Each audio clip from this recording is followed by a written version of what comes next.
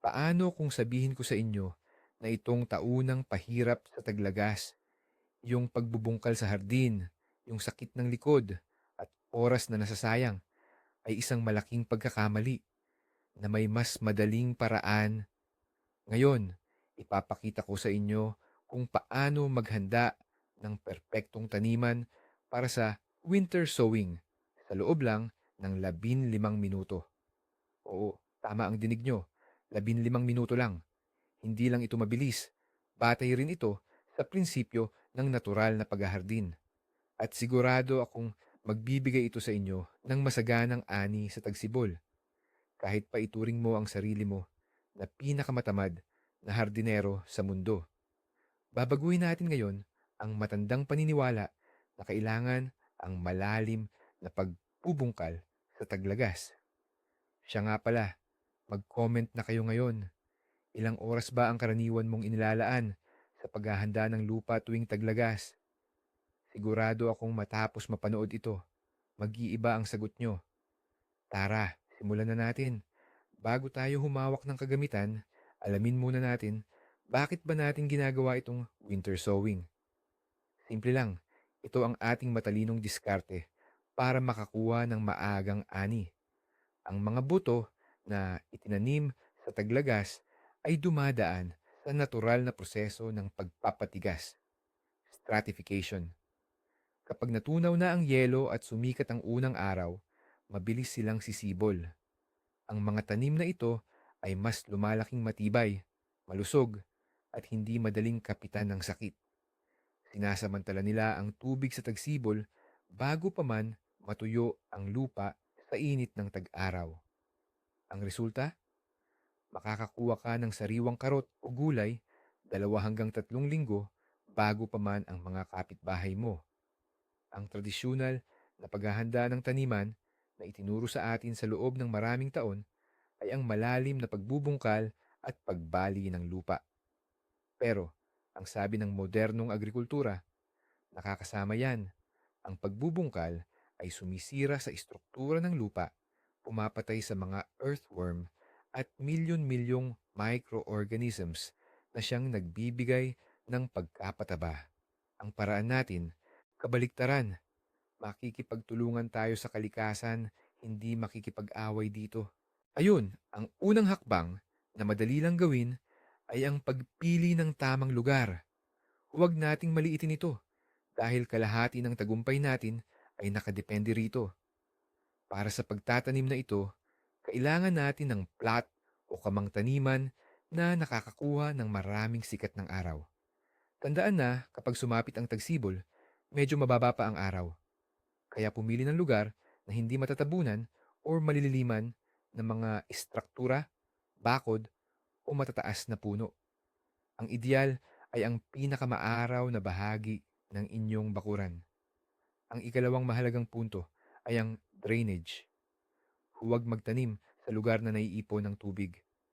Dapat ang kamang taniman ay nasa medyo mataas na bahagi o may kaunting kiling para hindi ito maging latian o putikan kapag natunaw ang yelo sa tagsibol.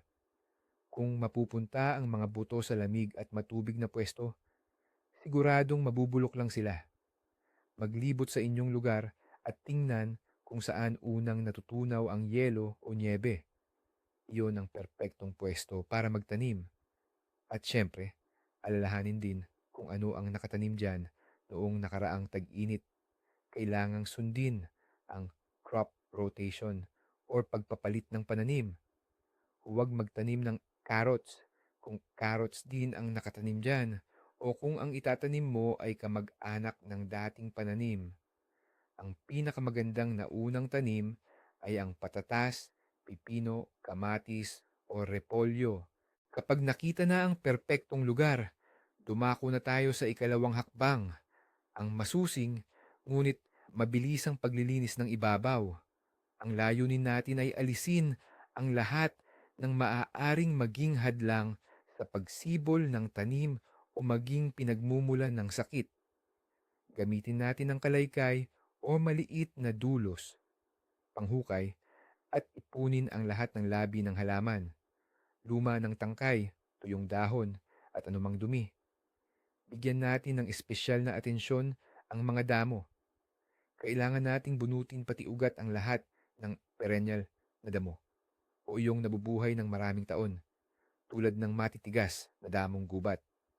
Kapag naiwan ang kanilang ugat sa lupa, mas maaga silang sisibol kaysa sa mga pananim at aagawin ang sustansya at liwanag na para sana sa mga ito. Ang mga damong nabubuhay lang ng isang taon, annual weeds naman, ay pwede nang putulin sa ibabaw ng lupa. Hindi mo na kailangang hukayin ang buong kama para lang hanapin ang bawat maliit na ugat. Sapat na ang dumaan lang sa ibabaw. Ang buong prosesong ito ay aabutin lamang ng 3 hanggang 4 na minuto. Ang mga natipong labi ng malulusog na halaman ay pwedeng ilagay sa basa compost pit. Subalit, kung makakita ka ng palatandaan ng sakit, halimbawa, Phytophthora late blight sa mga pinagputulan ng kamatis, mas mainam na sunugin ang mga ito upang hindi kumalat ang impeksyon sa compost at sa lupa. Ngayong malinis na ang ating kamang taniman, parang isang blankong canvas ng pintor, oras na para bigyan ito ng hugis. Ito ang ikatlo at napakabilis na hakbang, ang pagmamarka at paggawa ng mga gilid o border. Bakit kailangan ito? Una, ang malinaw na hangganan ay nagpapaganda at nagpapalinis sa taniman. Pangalawa, at ito ang pinakamahalaga, ang mga mababang gilid sa paligid ng taniman ay pumipigil sa tubig baha at tubig ulan na maghugas ng matabang lupa, pati na ang ating mga binhi. Tutulungan din nitong manatili sa lugar ang mulch na tatalakayin natin sa susunod. Hindi mo kailangan ng komplikadong istruktura. Pwede kang kumuha lang ng asarol o kalaykay at maghukay ng maliliit na pilapil ng lupa na may taas na 10 hanggang 15 sentimetro sa buong paligid ng magiging kamang taniman. Kung mayroon kang lumang tabla, slate o espesyal na fencing para sa taniman, mas maganda dahil mas matibay iyan. Ngunit para sa ating express method, sapat na ang mga pilapil ng lupa. Magdesisyon sa laki. Ang tamang lapad ng garden bed ay mula 80 sentimetro hanggang 1 metro para madali mong maabot ang gitna mula sa magkabilang gilid nang hindi mo tatapakan ang mismong taniman. At narito na tayo sa pinakamahalaga, isang revolusyonaryong hakbang na talagang makakatipid sa ating oras at lakas. Kalimutan na ang pala. Ang ikaapat na yugto natin ay ang magaang at mababaw na pagpapaluwag ng lupa. Hindi natin kailangan itong baliktarin. Ang layunin lang natin ay himayin ang ibabaw na bahagi ng lupa sa lalim na hindi hihigit sa 5 hanggang 7 sentimetro. Para dito, perpektong gamitin ang Fokins Flat Cutter. Kung wala ka nito, pwede kang gumamit ng hand cultivator, asarol, or kahit simpleng garden fork, garab. Pero tandaan, hindi ito panghukay, kundi para lang sa pagpapaluwag. Bakit kailangan ganito? Dahil ang ibabaw na bahagi ng lupa ay punong-puno ng buhay. Dito naninirahan ang mga aerobic bacteria na nangangailangan ng oxygen. Ngunit kapag mas malalim, naroon naman ang mga anaerobic bacteria na namamatay kapag nakalanghap ng oxygen. Kapag naghukay tayo ng malalim, pinagpapalit natin ang kanilang mga lugar at karamihan sa kanila ay namamatay. Tandaan, sila ang dahilan kung bakit nagiging mataba ang lupa. Ang magaan na pagpapaluwag ay nagpapanatili sa komplikadong ecosystem na ito. Pinapaganda nito ang daloy ng hangin at tubig patungo sa ugat nang hindi sinisira ang natural na istruktura ng lupa. Dahan-dahan lang na idaan ang gamit sa buong taniman, durugin ang mga bukol para maging malambot at mahangin ang lupa. Isipin mo, parang sinusuklay mo lang ang buhok, hindi pinapakalbo. Matapos nating pasiglahin ang ating lupa sa pamamagitan ng bahagyang pagpapaluwag, dumating na ang ikalima at pinakamasarap na yugto, ang paglalagay ng sustansya. Ang taglagas ang perpektong panahon para ihanda ang lupa at punuin ito ng lahat ng kailangan para sa susunod na taniman. Ang pangunahing sangkap sa ating recipe para sa taglagas ay, siyempre, ang compost. Kailangan natin ng compost na tuyong-tuyo, buwaghag, at amoy lupa o gubat, hindi amoy basura. Hindi lang ito nagbibigay ng sustansya, pinapaganda rin nito ang istruktura ng lupa. Ginagawa itong mas buhaghag at mas kayang mag-imbak ng tubig. Pantay na ikalat ang compost sa ibabaw ng kamang taniman na may kapal na 2 hanggang 3 sentimetro. Ito ay katumbas ng humigit kumulang 1 o 2 balde kada metro kuwadrado. Huwag na huwag itong ibaon. Ikalat lang sa ibabaw. Kusa ng lulubog ang mga sustansya sa tamang lalim sa tulong ng ulan at ang mga bulati naman ang gagawa ng paghahalo para sa inyo. Isa pa itong prinsipyo ng tamad na paghahalaman. Ang hayaang ang kalikasan ang magtrabaho para sa atin. Kung wala kayong compost, maaari kayong gumamit ng biniling biohumus o kaya naman ay maayos na nabulok na pataba o dumi ng hayop. Pero tandaan, huwag na huwag gagamit ng sariwang dumi dahil maaari nitong sunugin ang mga bagong sibol na ugat pagdating ng tagsibol. Bukod sa mga organic material, maganda ring maglagay ng ilang mineral supplement tuwing taglagas. Ang mga ito ay dahan-dahang matutunaw at magbibigay ng sustansya sa ating mga halaman sa matagal na panahon. Ang pangalawa nating mahalagang sangkap ay ang abong kahoy o wood ash. Ito ay napakagandang pinagkukunan ng potassium, phosphorus, calcium, at napakaraming iba pang microelements. Napakahalaga ng potassium lalo na para sa pagpapalakas ng halaman upang makayanan nila ang malamig na panahon. Bukod pa rito, binabawasan ng abo ang asido ng lupa o pinapataas ang pH na makakatulong sa karamihan ng mga pananim sa gulayan. Siguraduhin na ang abo na gagamitin ninyo ay galing sa pagsunog ng purong kahoy o mga tira-tirang halaman, walang plastik at iba pang basura. Ang tamang dami ay humigit kumulang 1 tasa bawat square meter. Ibudbud lang ito ng pantay-pantay sa ibabaw ng kamang taniman, sa ibabaw mismo ng kompose. Huwag kayong maging sobra dahil ang labis na abo ay makakasira. Parang asin yan, sa sabaw, kailangan ng tama at saktong sukat. Ang abo ay hindi agad-agad gumagana. Pero pagdating ng tagsibol, handa na ang lupa. Gagawin nitong napakasustansya at balanse ang lupa para sa pagsisimula ng mga bagong sibol na halaman. Para sa mga naghahangad ng maximum na resulta, may isa pa tayong matinding lihim. Ito ay ang phosphorus potassium or PK fertilizers. Tandaan, poko lang, walang halong nitrogen. Sa taglagas, talagang hindi natin kailangan ang nitrogen dahil pinapabilis nito ang pagdami ng berdeng dahon. Ang mga halaman ay dapat nang maghanda para sa malamig na panahon, hindi magsigla sa paglaki.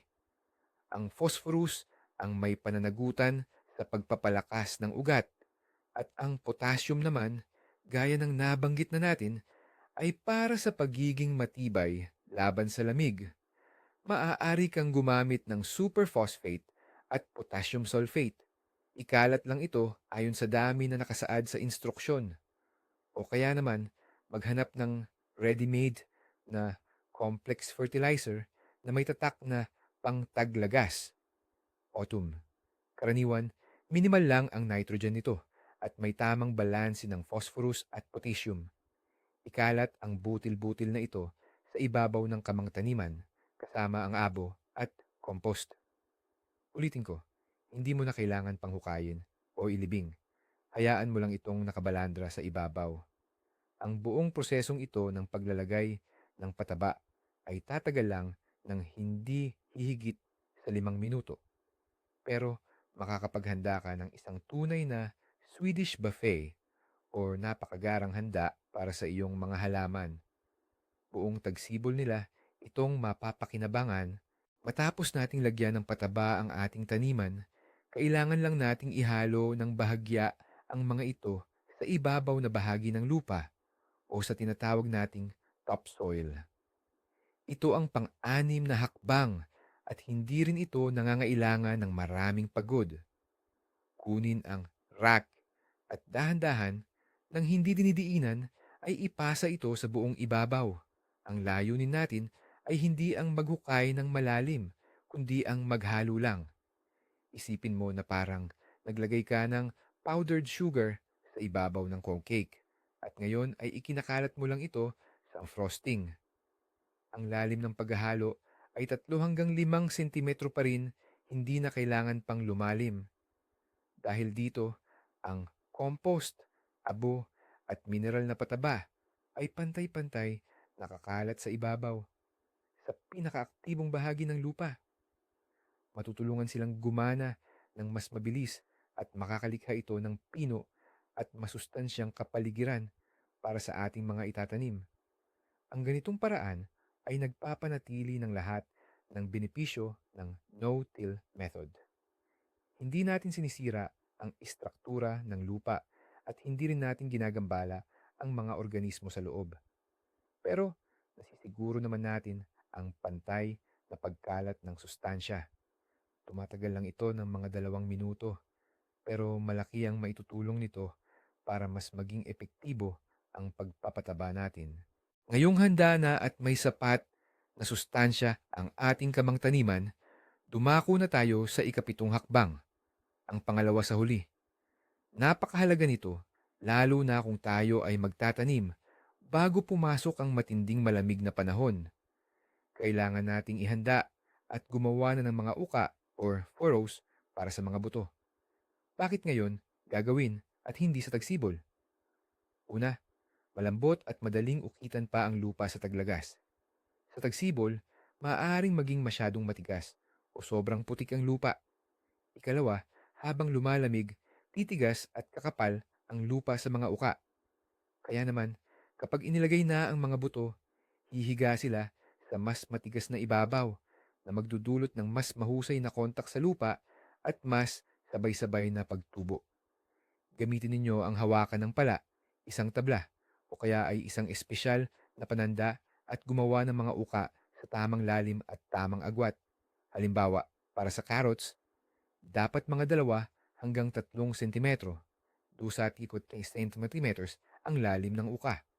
Para naman sa bawang, mga 5 hanggang 7 sentimetro, tapay kasi sa 7 sentimetro.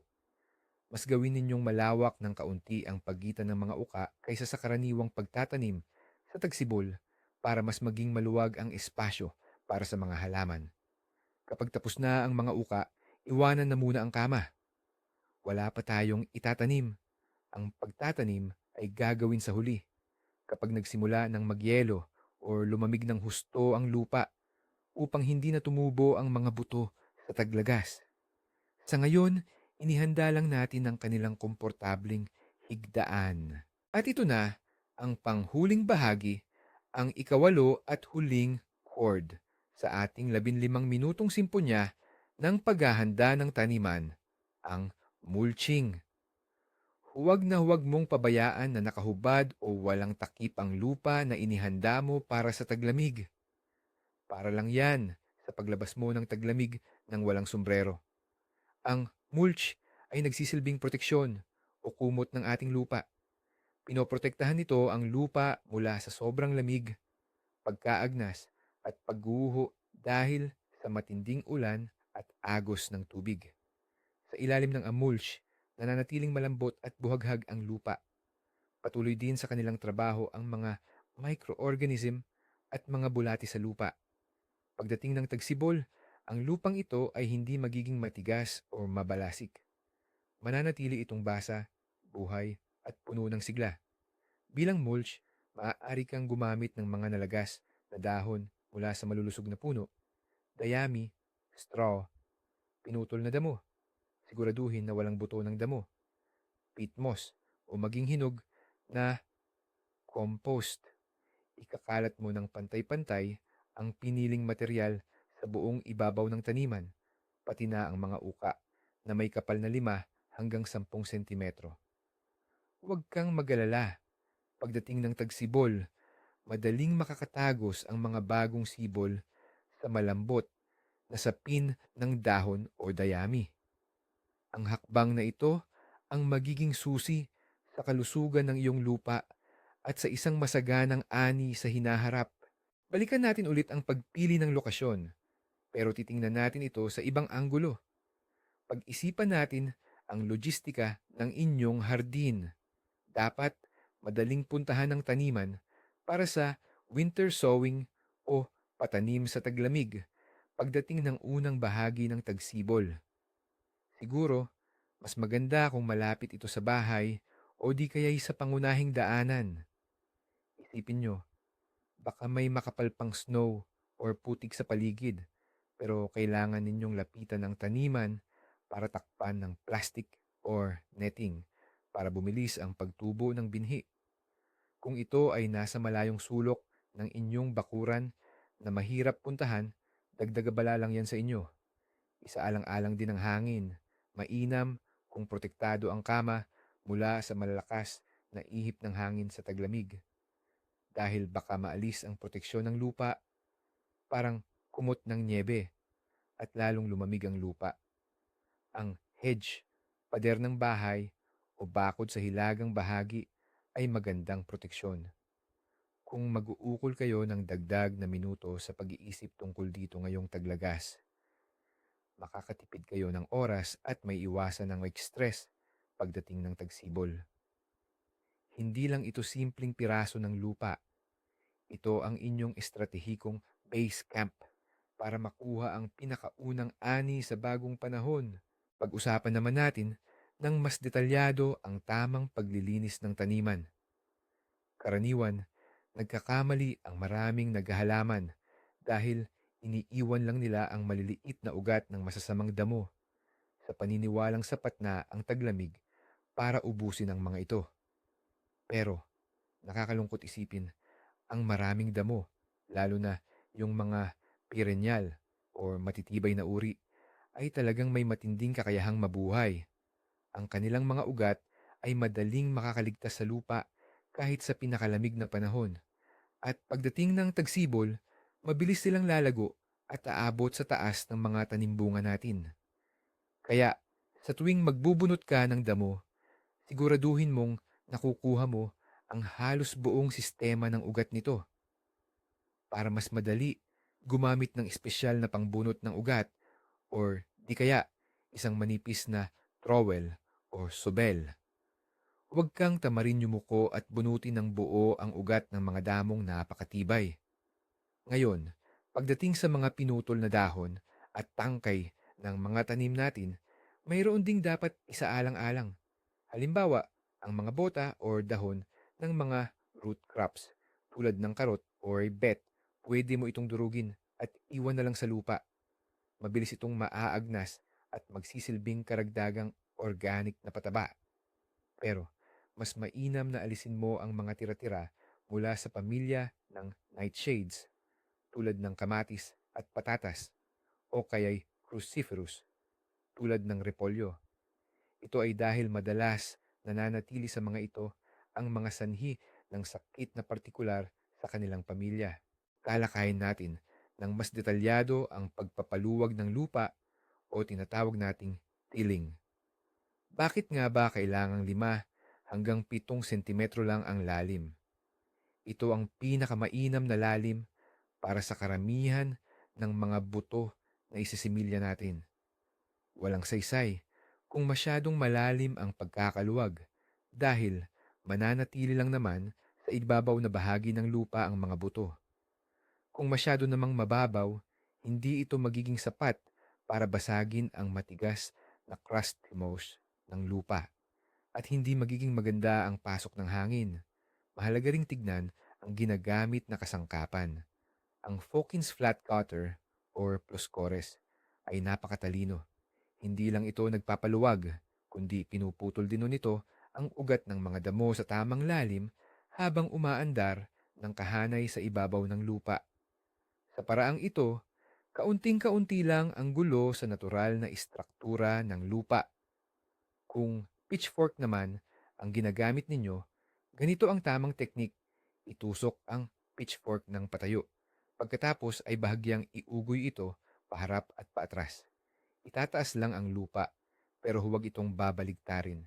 Ito ang lilikha ng mga bitak at mga daanan para sa hangin at tubig nang hindi sinisira ang kabuuang balanse ng lupa. Pagkatapos ng ganitong pagpapaluwag, ang lupa ay magiging parang espongha, handang-handa ng sumipsip ng tubig at huminga. Ito ang perpektong panimula para sa anumang itatanim natin. Talakayin pa natin ng mas malalim ang tungkol sa compost. Tandaan, ang kalidad ng compost ang pinakasusi sa tagumpay. Ang isang mahusay at husto sa gulang na compost ay dapat na pulido, maitim at buhaghag. Dapat mayroon itong amoy lupa na parang pagkatapos umulan. Wala dapat itong bahid ng hindi pa natunaw na basura, buto ng damo, o anumang hindi magandang amoy. Kung hindi pa husto ang pagkakompost nito, mas makabubuting ipagpaliban muna ang paggamit hanggang sa susunod na spring or ilagay na lang ito bilang panimula sa warm bed or hot bed. Ang paggamit ng semi-decomposed na organikong material ay mas makakapinsala kaysa makakatulong. Bakit? Dahil kapag nagpatuloy ang pagkabulok nito sa lupa, makikipagkumpetensya ito sa mga mikroorganismo na kailangan mismo ng halaman para sa nutrisyon. Dagdag pa rito, ang mga pathogen or masasamang mikrobyo ay maaaring nakatago pa rin sa hindi pa handang compost. Kaya kung may pag-aalinlangan ka sa kalidad ng inyong gawang compost, mas mainam na bumili na lang ng ready-made sa mga garden center. Ito ang kasiguraduhan na ang inilalagay mo sa lupa ay puro benepisyo at walang kaakibat na problema.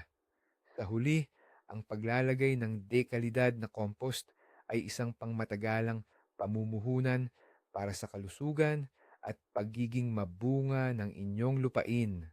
May isang maling paniniwala na kapag taglagas, kailangan nating tambakan ng abono ang lupa para may sustansya ito sa buong taon.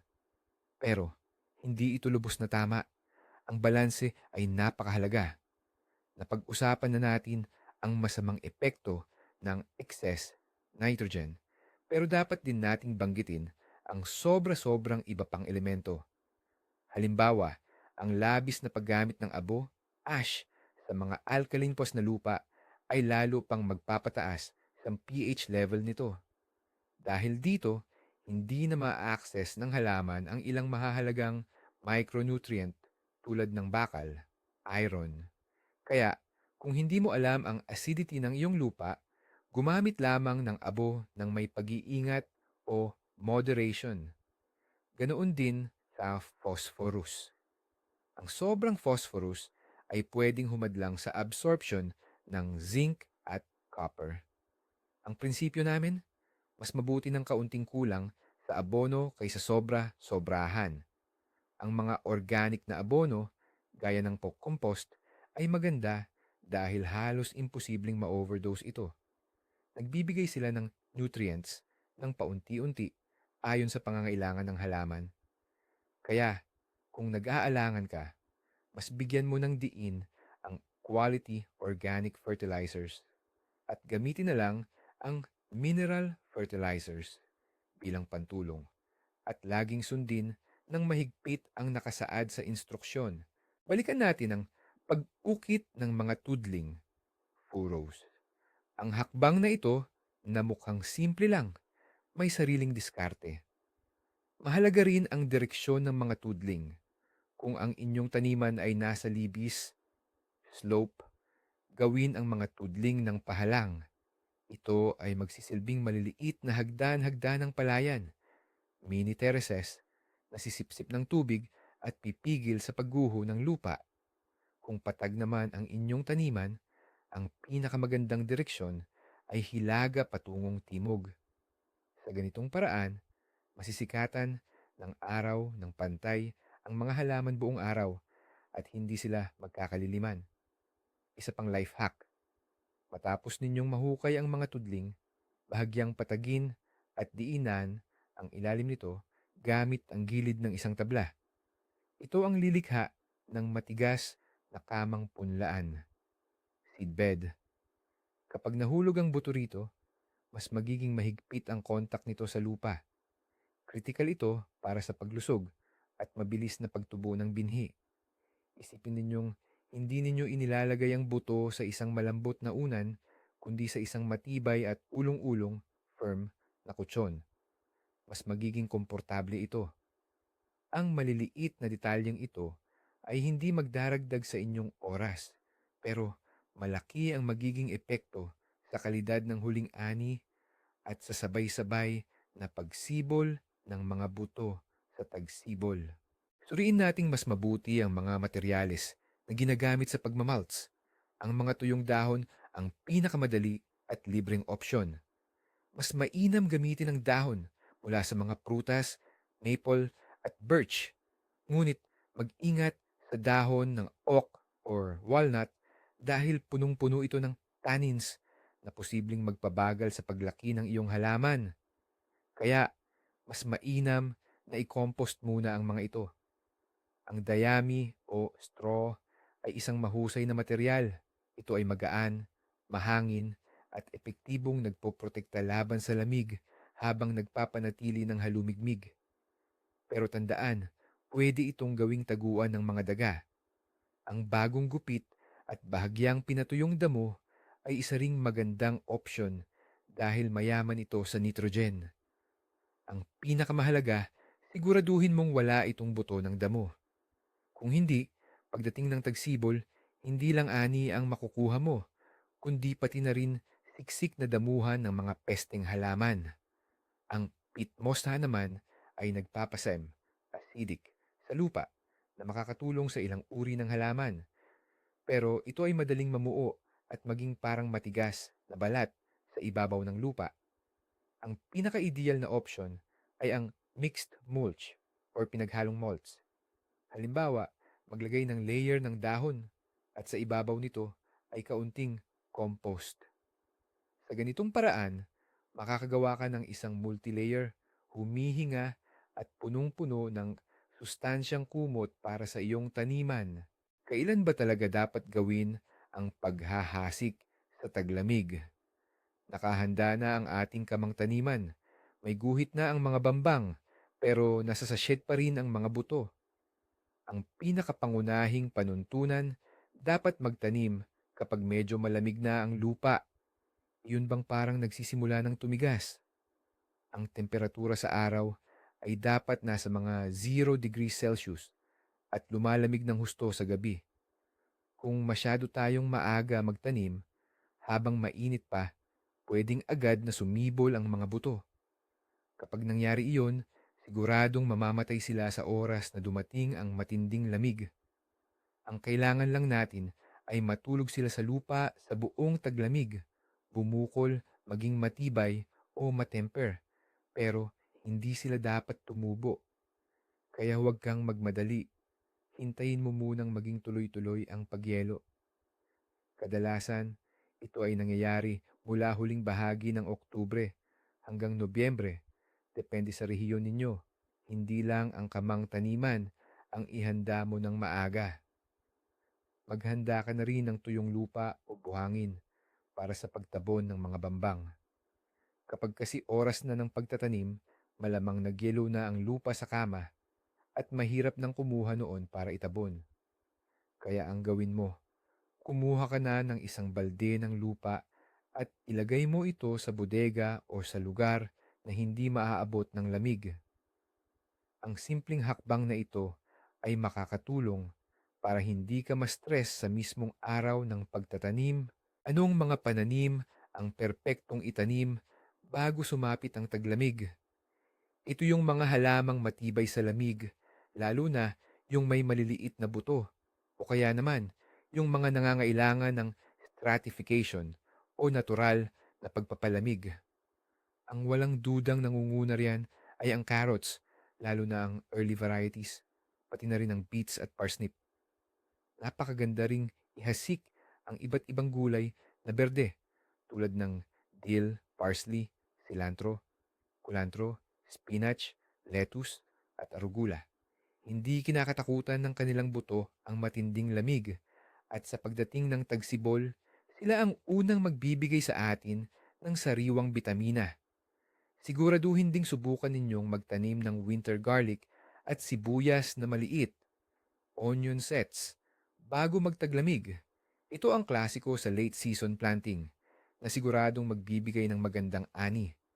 Para naman sa bulaklak, maaari ring ihasik sa taglagas ang calendula, cosmos, eschscholzia, lavatera, delphinium, at aquilegia.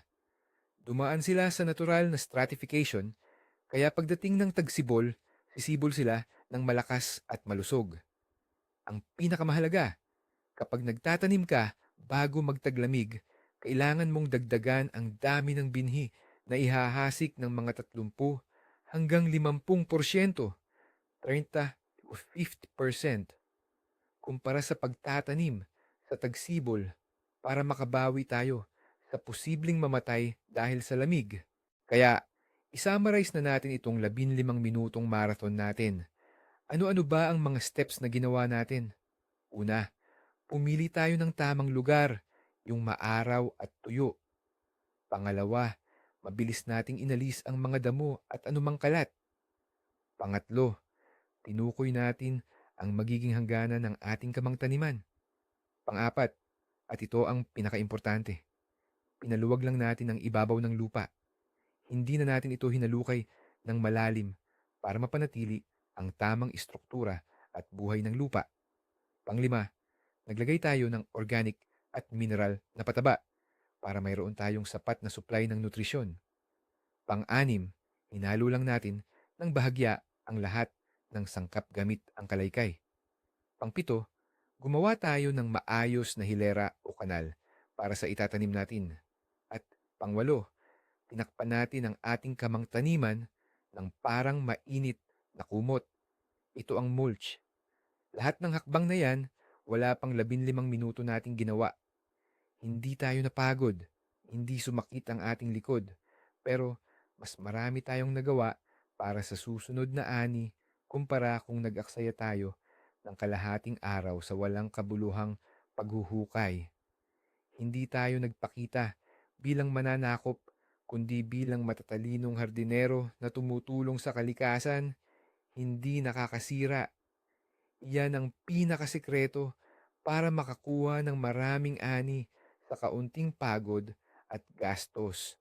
Sa loob lang ng 15 minuto, hindi lang tayo nakapaghanda ng taniman, kundi nakalikha na rin tayo ng isang perpekto at buhay na ekosistema na handang magbigay sa atin ng maaga at masaganang ani. Ang pinakamahalagang pagbabago dito ay ang pag-iwas natin sa malalim na paghuhukay o pagbubungkal. Kapag natanto ninyo na ang lupa ay hindi lang basta-basta lupa, kundi isang buhay na organismo at nagsimula kayong alagaan ito, ang resulta ng inyong paghahardin ay aabot sa mas mataas na antas. Makakatipid kayo sa oras, sa lakas, at mapapanatili ninyo at mapaparami ang yaman ng lupa. Ito na ang tinatawag nating game changer. Nababago sa lahat. Hindi na kayo nakikipaglaban sa lupa. Nakikipagtulungan na kayo dito. At siguradong pasasalamatan niya kayo sa inyong pag-aalaga. Maraming salamat sa inyo sa panunood ng videong ito hanggang sa dulo. Sana ang pamamaraang ito ay maging isang malaking pagtuklas din para sa inyo, tulad ng naging epekto nito sa akin noon. Kung nakatulong sa inyo ang video na ito, i-like nyo po at mag-subscribe sa channel para hindi ninyo mapalampas ang iba pa naming gardening secrets. Ngayon, may tanong ako sa inyo. Anong mga pananim ang plano ninyong itanim para sa off-season ngayong taon? Ibahagi ang inyong karanasan at plano sa comments section. Pag-usapan natin yan.